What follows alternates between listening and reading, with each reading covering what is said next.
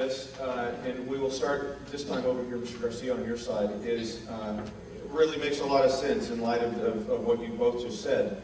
When, in your opinion, is it appropriate for local authorities to enforce federal immigration law? In my opinion, never, except if it's a criminal case. If an immigrant, whether legal or illegal, commits a crime, then that person should be put in jail, arrested, and deported. But otherwise, it's a federal issue. I know that the people in Farmers Branch, as well as the citizens throughout the country, are concerned about immigration. But let me tell you something. When the citizens of Farmers Branch vote tomorrow, that if they believe that by inflicting misery, suffering, discrimination on children, on grandparents, on senior citizens, that it's going to make Farmers Branch better, it's not. When you call somebody an illegal alien, you take away the fact that they're human beings. These are human beings. They're fellow Christians. And that what you do to the least among us, you do unto me. And let me tell you, that is something that we need to remember, our American values, our Christian values. Farmers Branch cannot solve the problem of illegal immigration. It's a symbolic effort. But let me tell you, I understand the frustration. I believe and I support comprehensive immigration reform. I support President Bush on the issue. I support Mayor Giuliani of New York, fellow former mayor when you were there in 9/11, who supports comprehensive immigration reform. Senator John McCain, the list goes on. Former Governor Romney. I'm only listing Republicans because that's who we're talking about. They all believe we have a broken immigration system, and the way to fix it is by finding out who's coming across the border, fingerprinting them, taking their pictures, making sure they pay their fines, making sure they get in the back of the line to become legal residents of this country, and then secure our borders by making sure that no more people come across unless they come across legally.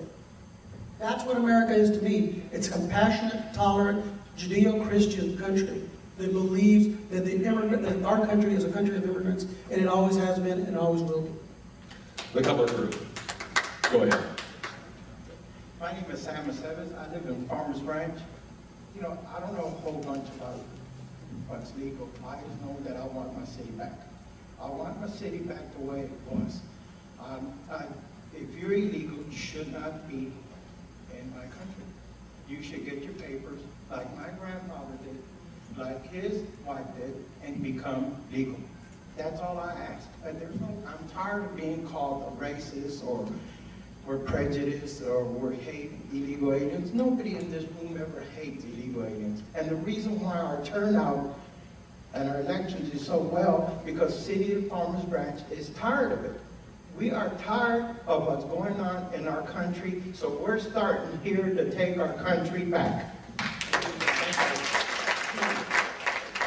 We are going to continue our debate in just a couple of moments. Going to take another radio break. We ask about the most controversial aspect of this entire debate next. You're listening to a special KLIF Town Hall debate on Stimulating Talk 570 KLIF.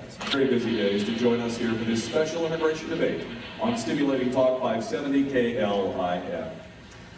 Before we went to break, we talked about the most controversial aspect of this entire debate. And here comes the question that has been bandied about by everybody on all sides of this debate. And to begin this particular question and answer group, the Cutler Group will take over. And here is the question. Is race at the heart of the Farmers Branch issue? Is race at the heart of the Farmers Branch issue? All right, I'll take this one. I had meetings today with a number of the officials, and we've heard so much talk about civil rights and immigration, and we've mixed this thing into such a hodgepodge of terminology. And unfortunately, I think this is why there's such controversy where immigration is concerned. This is pretty straightforward. We're talking about folks who do not have an inherent right to be in the United States. If any of us, God forbid, came home and found somebody sitting in our living room that we didn't invite in, sipping our Coke, watching our big screen TV, I don't think we'd be about to order up a pizza and find out if he'd like to sleep in our guest room and offer him a job. Now look, I feel bad for illegal aliens. I've paraded enough sweatshops and seen how people have been terribly exploited. But as an immigration agent, I can tell you that I've arrested people from almost every country on the face of the planet. The immigration laws do not draw distinctions between people that come from any part of the world or of any religion or of any color or ethnicity. This is a colorblind issue. This is an issue about law. When we talk about the Statue of Liberty and all these great urges that Americans have, our sympathies and so forth, we still possess those qualities, but the bottom line is we can't allow the entire world to come here any more than I could not go out and empty out an orphanage and bring all the kids to my home because I felt bad for them. That's why I said we've got to go after the problems in their home countries. I have not spoken to a single person since I've come here who I believe is motivated by being anti-anything except anti-law violator. We are a country of law, and when we stop enforcing those laws and we start making false accusations to try to obfuscate the issue, then we no longer are having an honest debate. There was a great line in the movie A Few Good Men by Jack Nicholson. He said, "You can't handle the truth." The problem is that I believe that the open borders folks can't handle the truth, and it becomes an issue of emotion, not an issue of fact. And when we talk about local law enforcement enforcing the immigration laws, it wouldn't vary from state to state or municipality to municipality. They'd be enforcing the same law. The Immigration and Nationality Act and Section 287G provides for local law enforcement to get training so that the enforcement is uniform across the board. This is not about race. It is clearly about law. Mr. Calvert, thank you. Now to the trustee group, gentlemen, who will answer here. Mr. Flores? Mr. Johnson, thank you, sir. You're good with the best-looking guy in the room. I don't know why y'all think that's funny. First, I did not study laws, so it's hard for me to respond to that. But what I can say is that there are two kinds of laws, man-made laws. You get civil rights from laws that men make. Then there are human rights that come from God. In the American judicial system, we call that inalienable rights. They don't come from men, they come from God. The right to have a decent place to live, that's a God-given right, that's not a legal right. The right to have decent food to eat, the right to have your family safe. These are inalienable rights that come from God, not from men. America has a history of having laws that were unjust.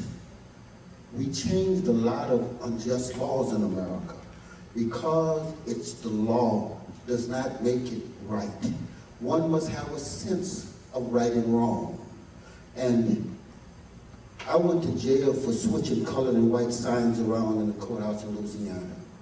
I thought it was funny having white folks dragging colored border and colored folks dragging white border. See, it'd be such a thing to do. However, I got indicted for that.